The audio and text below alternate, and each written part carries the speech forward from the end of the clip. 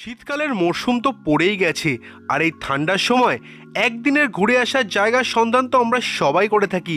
তাই আজকে আমি তোমাদেরকে এমনই একটি একদিনের ঘুরে আসার জায়গার সন্ধান দিচ্ছি।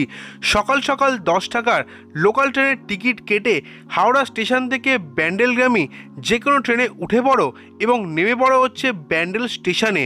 স্টেশনের বাইরে বেরিয়ে এসে সেখান থেকে অটো বা টোটো রিজার্ভ করে বেরিয়ে পড়ো ব্যান্ডেলের সমস্ত সাইট সিন করতে। প্রথমেই চলে এসো ব্যান্ডেল ইমামবাড়াতে। সেখানে এন্ট্রি ফিস হচ্ছে 20 টাকা পার পার্সন এবং পার্কিংয়ের জন্য দিতে হবে কিন্তু 10 টাকা। এটি সকাল 8টা থেকে বিকেল 5টা পর্যন্ত কিন্তু খোলা থাকে। এটি দেখে তারপরে তোমরা চলে এসো ব্যান্ডেল চার্চে। এখানে কিন্তু কোনো প্রবেশ মূল্য নেই এবং এই চার্চ সকাল 8টা থেকে বিকেল 4:30 পর্যন্ত কিন্তু খোলা থাকে।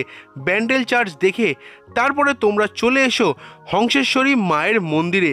অপূর্ব সুন্দর এই মায়ের মন্দির, তোমরা চাইলে কিন্তু এখানে পুজো দিতে পারবে। হংসেশ্বরী মায়ের মন্দির দেখে তারপরে তোমরা চলে এসো লাহিড়ী বাবা আশ্রমে। এটি সকাল 10টা থেকে দুপুর 12টা পর্যন্ত এবং বিকেল 4টে থেকে সন্ধ্যে 6টা পর্যন্ত কিন্তু খোলা থাকে। তোমরা কিন্তু এই সময়ের মধ্যে কিন্তু এখানে আসবে।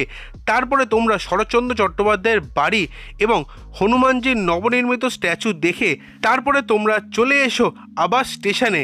এইভাবেই তোমাদের কিন্তু শেষ হবে এই ব্যান্ডেল ভ্রমণ। আর এই ব্যান্ডেলের ওপরে কিন্তু আমার চ্যানেলে একটা ডিটেলসে ভিডিও আছে, তোমরা চাইলে কিন্তু সেই ভিডিও অবশ্যই দেখে আসতে পারো। আমি এই ভিডিওতে তার লিঙ্ক দিয়ে দেবো।